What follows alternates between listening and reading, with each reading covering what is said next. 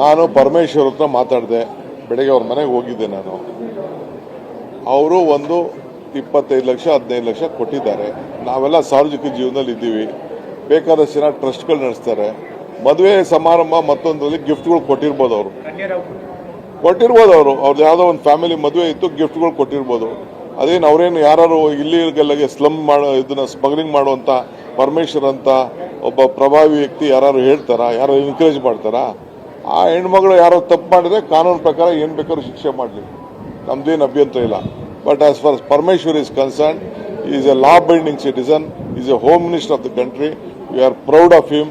Is a big leader. 8 ವರ್ಷ ಅಧ್ಯಕ್ಷರಾಗಿ ನಮ್ಮ ರಾಜ್ಯಕ್ಕೆ ಬೇಕಾದ ಸರ್ವಿಸ್ ಮಾಡಿದ್ದಾರೆ.